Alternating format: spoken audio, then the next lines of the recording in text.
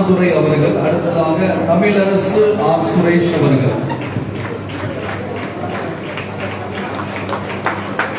அடுத்ததாக பி ராஜன் அவர்கள், state best politician of Tamil Nadu. அடுத்ததாக எம்பி துரை அவர்கள், தேவ சகாயம் அவர்கள். அடுத்ததாக எஸ் ராஜன் அவர்கள்.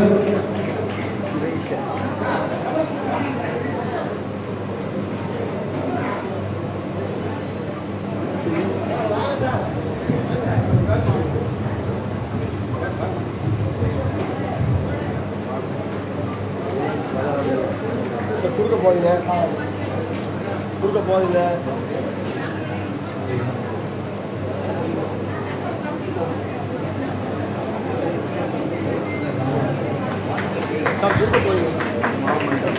தேவ சகாயம் அவர்கள்.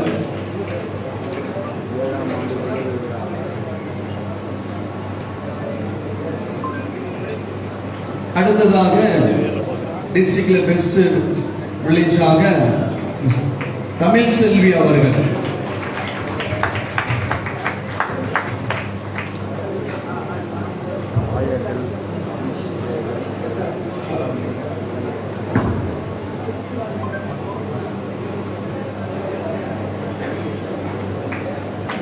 அடுத்ததாக ஈக்விட்டி பேங்க்ல இருந்து உமாராணி அவர்கள், வெங்கட் அவர்கள், வெங்கட் CAN அருணா,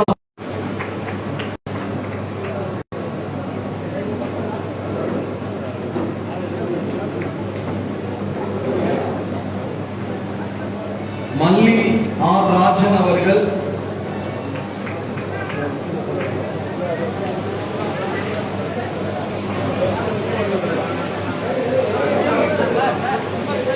எஸ் ராஜேஷ் அவர்கள்,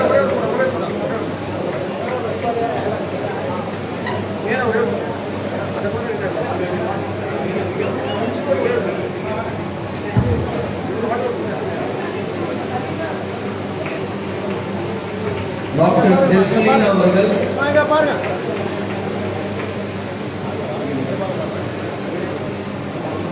ஜெஸ்லின் அவர்கள், ராஜேஷ் அவர்கள், ராஜேஷ்,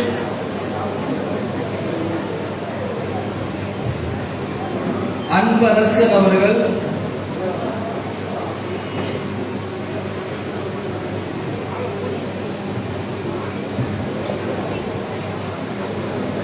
பி ராமலு அவர்கள்,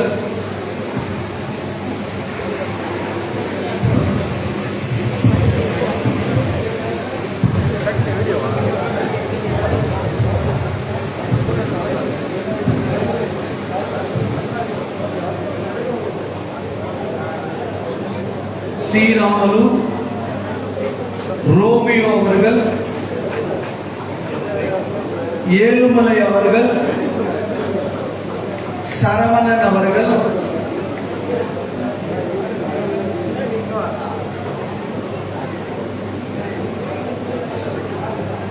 ஜெய்சங்கர் அவர்கள், ஏழுமலை அவர்கள், ஆர் சரவணன் அவர்கள், அன்புமணி அவர்கள் குளோபல் பெஸ்ட் ஒர்க்கர் அவார்டை கொடுக்கிறதிலே பெருமிதம் கொள்ளுகிறது.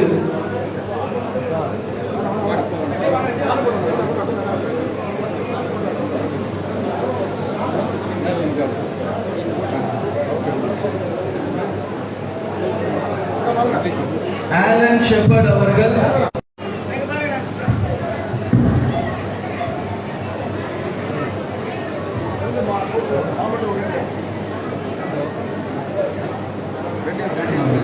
சரவணன் அவர்கள்,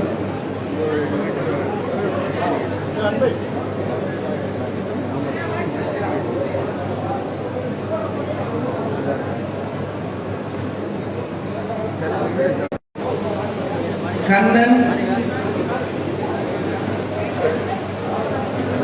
ஜனார்தனன், இளங்கோ அவர்கள்,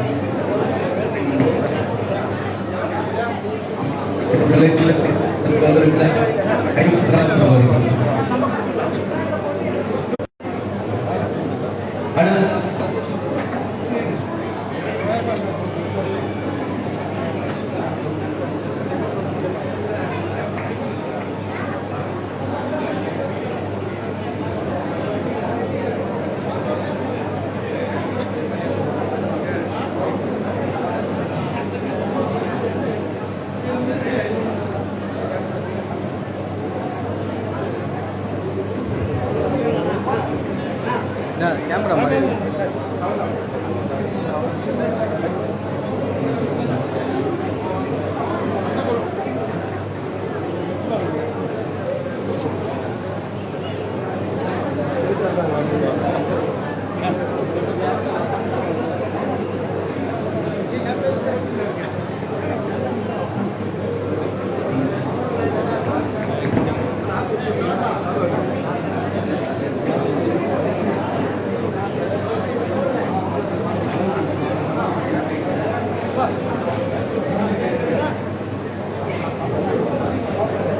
நிகழ்ச்சியின் சிறப்பாக தலைவர் அவர்களுக்கு நினைவு பரிசு வழங்கியிருக்கிறார்கள்.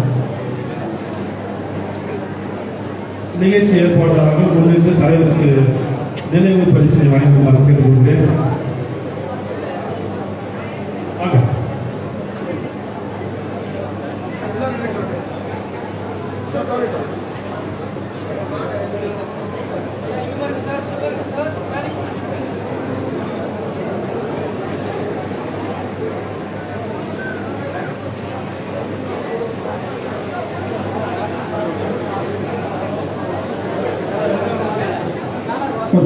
தலைவர் அவருக்கு ஆடை பற்றி சிறப்பிக்கப்படுகிறது. தலைவர் அவர்கள் அவசரமாக இருக்க வேண்டியதால் தலைவர் அடுத்ததாக தலைவர் அவர்கள் உரையாடி விருதுகள் வழங்கும் விழாவை தலைமை வகித்து நெறிப்படுத்திக் கொண்டிருக்கிற reverend doctor Sam S Peter அவர்களே,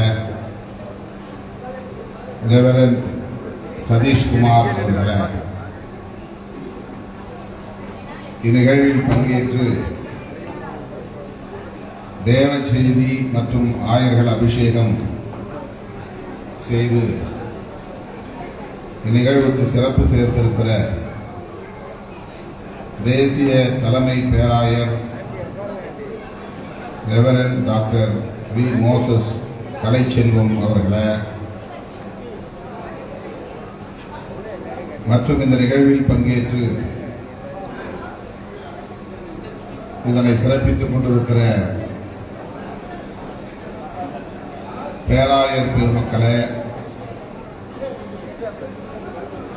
ஆயர்களே,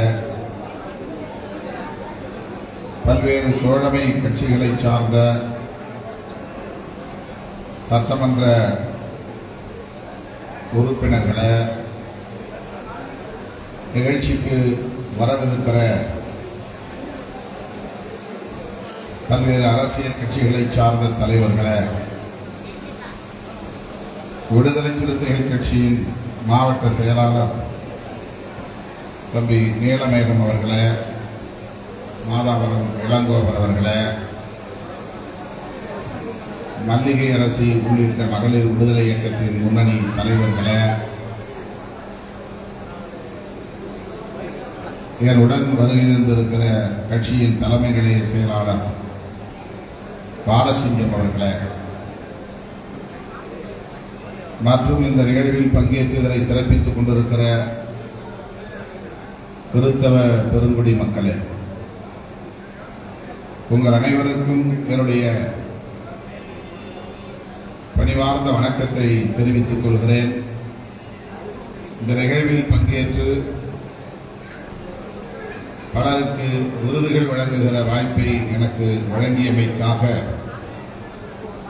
முதலில் என்னுடைய நன்றியை குறித்தாக்குகிறேன்.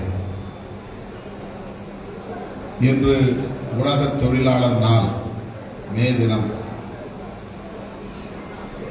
உலகமெங்கும் தொழிலாளர் வர்க்கம் இந்த நாளை நினைவு கூர்ந்து தங்களின் உரிமைகளுக்காக போராடி உறுதி சிந்தியவர்களை, உயிர் நீத்தவர்களை நினைவு கூர்ந்து வீர வணக்கம் செலுத்துகிற நாள். அதனையொட்டி விடுதலை சிறுத்தைகள் கட்சியின் சார்பில் அண்ணா சாலை அருகே சிம்சன் பூங்கா என்கிற மேதின பூங்கா சென்று அங்கே நிறுவப்பட்டிருக்கிற தொழிலாளர்களின் நினைவு சின்னத்தில் மலர் வளையம் வைத்து அஞ்சலி செலுத்திவிட்டு அங்கிருந்து வேறொரு நிகழ்ச்சிக்கு செல்ல என்னை தோழர்கள் அழைத்த போது செங்குன்றமும் செல்ல வேண்டும், அங்கே இந்த நிகழ்ச்சியில் எல்லோரும் காத்திருக்கிறார்கள் என்ற அழைப்பு வந்தது. ஆகவே அடுத்து நேரடியாக இங்கே வந்து உங்கள் அன்பை ஏற்று நான் உங்கள் முன்னால் நின்று கொண்டிருக்கிறேன். அடுத்தடுத்து பல்வேறு நிகழ்ச்சிகளுக்கு செல்ல வேண்டும் என்ற ஒரு நெருக்கடியான சூழலில் உங்கள் முன்னால் நின்று கொண்டிருக்கிறேன். இந்த விழாவில் பங்கேற்று பலருக்கும் விருதுகள் வழங்கி சிறப்பித்ததில் எனக்கு மகிழ்ச்சி. 60-65 பேருக்கு மேலாக வழங்க வேண்டும் என்று சொன்னார் நம்முடைய அன்பு ரெவரண்ட் மோசஸ் கலைச்செல்வம் அவர்கள். அடுத்து நான் சில நிகழ்ச்சிகளுக்காக செல்ல வேண்டும் என்ற நிலையில் 10-15 பேருக்கு மட்டுமே இப்போது நாம் வழங்கியிருக்கிறோம். தொடர்ந்து வழங்க இருக்கிறார்கள். அனைவரும் காத்திருந்து அதனை பெற்றுக்கொள்ள வேண்டும். இந்த நாள் மிகவும் முக்கியத்துவம் வாய்ந்த ஒரு நாள். ஏற்கனவே நான் சொன்னதைப் போல உலகமே பாட்டாளி வர்க்கம் நினைவு கூர்ந்திடும் ஒரு உன்னத நாள். ஒரு நாளைக்கு இத்தனை மணி நேரம் என்ற கணக்கு இல்லாமல், வரையறை இல்லாமல் தொழிலாளர்கள் உலகம் முழுவதும் முதலாளிகளின் பிடியிலே சிக்கி வேலை செய்து உழந்து கொண்டிருந்தார்கள். ஒரு தொழிலாளி அது வீட்டு வேலையாக இருந்தாலும் அல்லது கம்பெனி வேலையாக இருந்தாலும் இத்தனை மணி நேரம் தான் வேலை செய்ய வேண்டும் என்கிற வரையறை இல்லை. முதலாளியின் கட்டுப்பாட்டில் அவர்கள் கொத்தடிமைகளாக வாழ்ந்தார்கள். சொல்லப்போனால் தூங்குவதற்கு சில மணி நேரம் ஒதுக்கப்படும். ஒரு நாளைக்கு 20 மணி நேரம் கூட உழைக்கக்கூடிய நிலைதான் இருந்தது. ஆகவே தொழிலாளர்கள் ஒரு நாளைக்கு 8 மணி நேரத்திற்கு மேல் வேலை செய்யக்கூடாது, அதை சட்டமாக்க வேண்டும் என்கிற குரல் உலகம் முழுவதும் ஒலிக்க தொடங்கியது. தொழிலாளர்கள் ஓரணியில் திரண்டார்கள். ஆங்காங்கே போராட்டங்கள் வெடித்தன. அமெரிக்காவிலும் அப்படி போராட்டம் வெடித்தது. சிகாகோ என்கிற நகரத்திலே தொழிலாளர் ஒன்று திரண்டு போராடிய போது அன்றைய ஆட்சியாளர்கள், வெள்ளையர்கள் இந்த தொழிலாளர்களின் போராட்டத்தை துப்பாக்கிச் சூடு நடத்தி ஒடுக்கினார்கள். அந்த துப்பாக்கிச் சூட்டில் பலர் காயப்பட்டார்கள், ரத்தம் சிந்தினார்கள், ஏராளமானவர்கள் படுகொலை செய்யப்பட்டார்கள். அதன் பிறகுதான் உலகம் முழுவதும் இனி தொழிலாளர்கள் எந்த நிறுவனத்தில் வேலை செய்தாலும் 8 மணி நேரம்தான் வேலை செய்ய முடியும், வேலை செய்ய வேண்டும் என்று ஒரு புதிய வரையறை உருவானது. அப்படி அந்த போராளிகள் குருதி சிந்திய நாள் மே முதல் நாள். இன்றைக்கு எல்லோரும் 8 மணி நேரம் வேலை முடிந்தால் மணி அடித்ததும் வீட்டுக்கு செல்லக்கூடிய நிலை ஏற்பட்டிருக்கிறது. ஆனால் இன்னும் அமைப்பு சாரா தொழிலாளர்கள் 8 மணி நேரத்திற்குள்ளே வேலை செய்யும் நிலை இல்லை. அது ஒரு புறம் போராட்டம் நடந்து கொண்டுதான் இருக்கிறது. தொழிலாளர்களுக்கான நலன்களை பாதுகாப்பதற்கான சட்டங்களை அவ்வப்போது திருத்திக் கொண்டே இருக்கிறார்கள். நாமும் போராடிக் கொண்டே இருக்கிறோம். அப்படிப்பட்ட தொழிலாளர்கள் நினைவு கூர்வதும் இந்த நல்ல நாளில் இந்த திருத்துவ சுவிசேஷ உலகளாவிய மாமன்றம் தொடங்கப்பெற்று 7 ஆண்டுகள் நிறைவடைந்த நிலையில் 7ஆம் ஆண்டு நிறைவு விழாவை நடத்தி கொண்டிருப்பது சிறப்புக்குரியது. இந்த மாமன்றத்தின் 7 ஆண்டு கால பயணம் வெற்றிகரமாக அமைந்திருக்கிறது என்பதற்கு இந்த விருதுகள் வழங்கும் விழா ஒரு சான்றாக இருக்கிறது.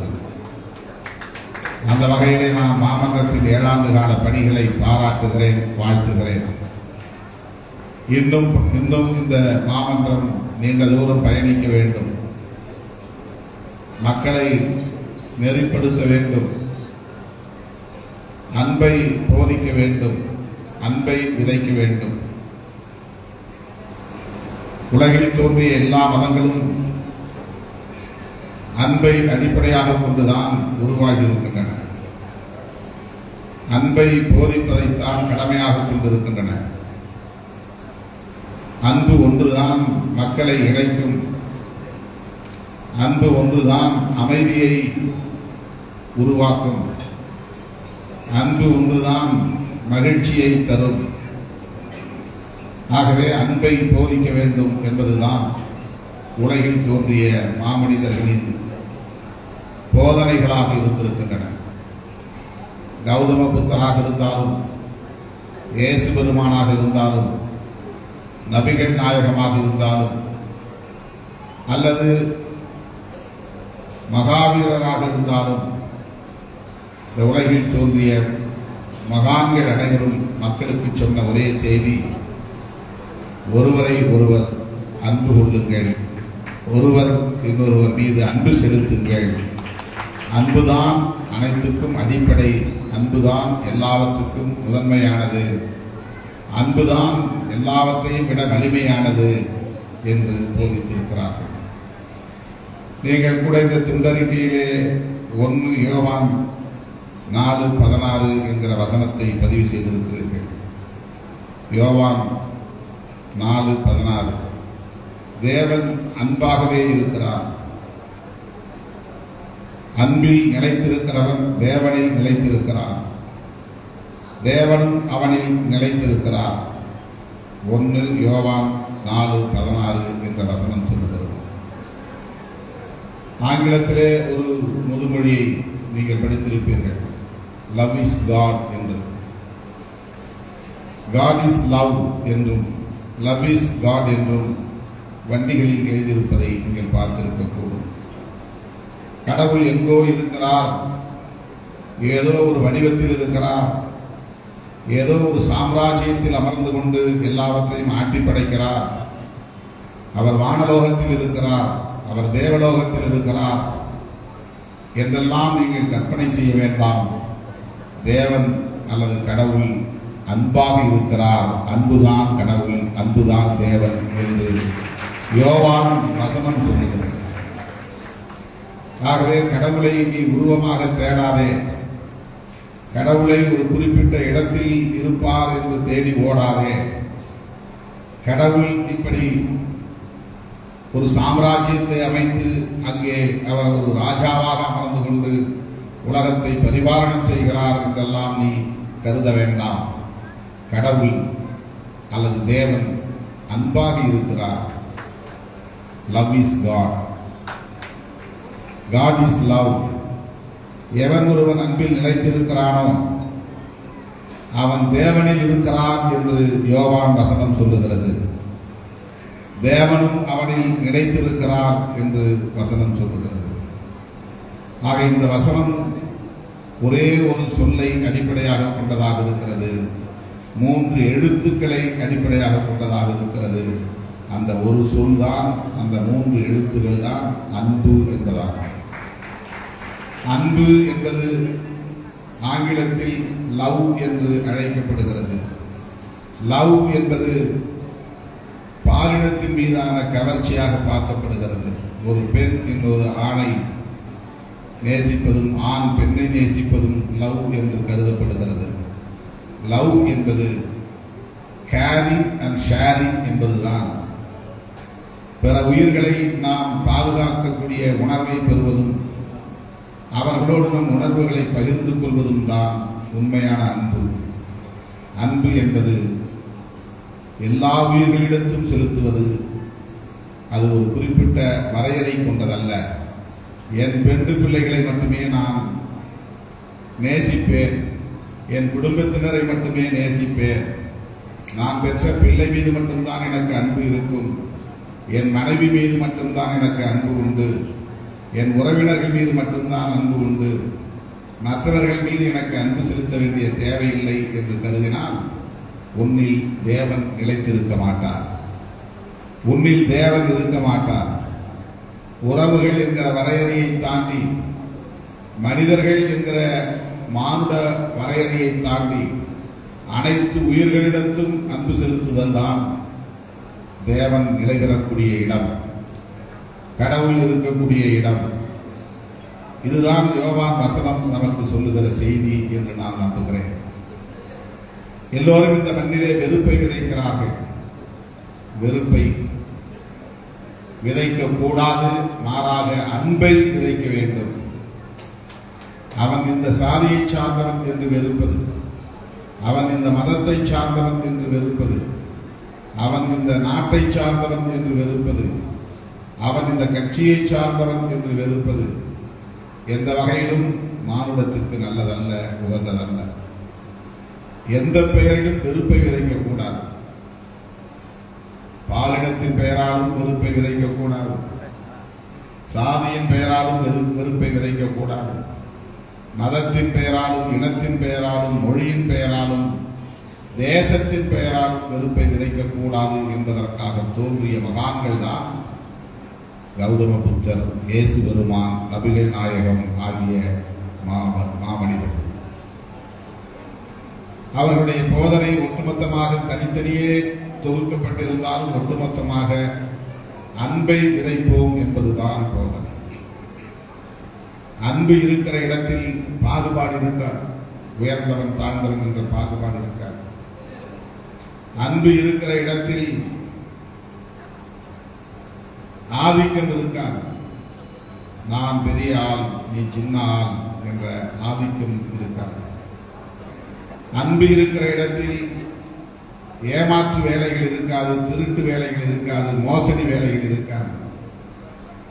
தான் பட்டினி கிடந்தாலும் தன் பிள்ளைகளுக்கு கொடுக்க வேண்டும் என்று தாய் நினைக்கிறாளே, அந்த அன்பு இருக்கிறதே, அந்த அன்பு மாசு மறுவில்லாத அன்பு. ஏன்? தான் பெற்ற பிள்ளை என்பது அந்த உணர்வை வலுப்படுத்துகிறது. அந்த உணர்வு தான் எந்த எதிர்பார்ப்பும் இல்லாமல் செலுத்தப்படுகிற அன்பு. தாய்க்கு மட்டும்தான் பிள்ளைகளிடம் எந்த எதிர்பார்ப்பும் இருக்காது. அந்த அன்பு குறை காணாது, அந்த அன்பு குற்றம் சொல்லாது, அந்த அன்பு அவதூறு பரப்பாது, அந்த அன்பு பொறாமைப்படாது, அந்த அன்பு ஆத்திரப்படாது, வெறுப்பை விதைக்காது. அன்பு பெருக பெருக வெறுப்புக்கு இடமில்லாமல் போய்விடும், ஏமாற்றத்திற்கு இடமில்லாமல் போய்விடும். எல்லோரும் அப்படி ஒருவருக்கு ஒருவர் அன்பாய் இருக்க வேண்டும் என்பதுதான் இந்த வசனத்தின் பொருள். யோவான் சொல்லுகிற இந்த வசனத்தின் பொருள். இந்த மண்ணில் இன்றைக்கு கிறிஸ்தவர்கள் நமக்கு வேண்டாதவர்கள், இஸ்லாமியர்கள் நம்முடைய எதிரிகள், மசூதியை இடிப்போம், தேவாலயத்தை தகர்ப்போம், பைபிளை கொளுத்துவோம், குர்ஆனை கொளுத்துவோம், முஸ்லிம்களுக்கு இடஒதுக்கீடு கிடையாது, கிறிஸ்தவர்களுக்கு இடஒதுக்கீடு தர முடியாது என்றெல்லாம் பரப்பப்படுகிற கருத்துக்கள் வெறுப்பை அடிப்படையாக கொண்டது. அங்கே அன்பு இல்லை, அங்கே நேசம் இல்லை, அங்கே மனிதாபிமானம் இல்லை, அங்கே மானுடம் இல்லை. இப்படிப்பட்ட சக்திகளை உணர்ந்துதான் 2000 ஆண்டுகளுக்கு முன்னால் குற்றம் செய்யாத இயேசு பெருமான் தண்டிக்கப்பட்டார். அப்படி தண்டிக்கப்படுகிற போது கூட அவன் தான் என்ன செய்கிறான் என்பதை அறியாமல் குற்றம் இழைக்கிறான். கர்த்தரே அவனை மன்னியும் என்றுதான் சொன்னார் இயேசு பெருமான். பழிக்கு பழி வாங்க வேண்டும் என்று அந்த இடத்தில் கூட அவர், என்னை இப்படி கொடுமை செய்கிறார்களே, இவர்களை விடாதீர்கள், என்னை பின்பற்றக்கூடியவர்களே, என் உற்றார் உறவினர்களே, என்னை இப்படி பொதுவெளியிலே சிலுவை சுமக்க வைத்து முள் கிரீடம் வைத்து பொதுவெளியில் அடித்து துன்புறுத்தி ரத்தம் சொட்ட சொட்ட வீதியிலே இழுத்துச் செல்கிறார்களே, இந்த பாவிகளை சும்மா விடாதீர்கள், இவர்களை திருப்பி தாக்குங்கள், இவர்களுக்கு தண்டனை கொடுங்கள், இவர்களை பழிவாங்குங்கள் என்று எந்த இடத்திலும் இயேசு பெருமான் சொல்லவில்லை. அந்த இடத்தில் கூட இயேசு பெருமானின் மொழி என்னவாக இருந்தது என்றால், இவர்கள் தாம் என்ன செய்கிறோம் என்பதை அறியாமல் செய்கிறார்கள், இவர்களை பார்த்து நான் பாவப்படுகிறேன், பரிதாபப்படுகிறேன், இரக்கப்படுகிறேன், கர்த்தரே இவர்களை மன்னித்து விடுங்கள் என்றுதான் இயேசு பெருமான் சொல்லுகிறார். இது எதை நமக்கு சொல்லுகிறது? பழிவாங்கும் உணர்வு கூடாது, பழிவாங்கும் நெறி கூடாது, பொறுமை சகிப்புத்தன்மை நமக்கு தேவை. இதுதான் என் வாழ்வின் செய்தி என்று இயேசு பெருமானின் வாழ்க்கை நமக்கு செய்தியாக சொல்லப்படுகிறது. அருமை தோழர்களே, இந்த மண்ணில் நாம் நம்மை தக்க வைத்துக் கொள்ள வேண்டும், நம்முடைய வாழ்வாதாரங்களை பாதுகாத்துக் கொள்ள வேண்டும், நம்முடைய உரிமைகளை பாதுகாத்துக் கொள்ள வேண்டும், பறிபோகும் உரிமைகளை மீட்டெடுக்க வேண்டும் என்றெல்லாம் நாம் போராடுகிறோம். இந்த போராட்டமும் அறவழியில் வன்முறைக்கு இடமில்லாத வகையில் அமைந்திட வேண்டும் என்பதுதான் புரட்சியாளர் அம்பேத்கர் போன்ற மாமனிதர்கள் நமக்கு காட்டியிருக்கிற நல்வழி. எனவே இந்த நேரத்தில் புரட்சியாளர் அம்பேத்கர், தந்தை பெரியார், மாமனிதர் மார்க்ஸ் போன்றவர்களின் கொள்கை வழியிலே இயங்கக்கூடிய விடுதலை சிறுத்தைகள் கட்சியின் சார்பில் சிறுபான்மை சமூகத்தினரின் ஜனநாயக உரிமைகளை பாதுகாப்பதற்காக இணைந்து போராடுவோம். இஸ்லாமியர், கிறிஸ்தவர் உள்ளிட்ட மதவழி சிறுபான்மையினரின் உரிமைகள் பறிபோகாமல் பாதுகாக்கக்கூடிய களத்தில் இணைந்து போராடுவோம் என்பதை சொல்லி, அதற்காக என்றென்றைக்கும் இந்த இயக்கம் தொடர்ந்து உரத்து குரல் கொடுக்கும் என்பதையும் பதிவு செய்து, விருது பெற்ற அனைவரையும் பாராட்டி, அன்பே எல்லாம், அன்பே அனைத்தும் என்பதை சொல்லி, அன்பால் தான் இந்த உலகம் வலிமை பெறும், அதற்கு கிறிஸ்தவம் என்றென்றைக்கும் ஏற்ற ஒரு தத்துவம் என்பதை சொல்லி அனைவருக்கும் என்னுடைய வாழ்த்துக்களை கூறி விடைபெறுகிறேன். நன்றி.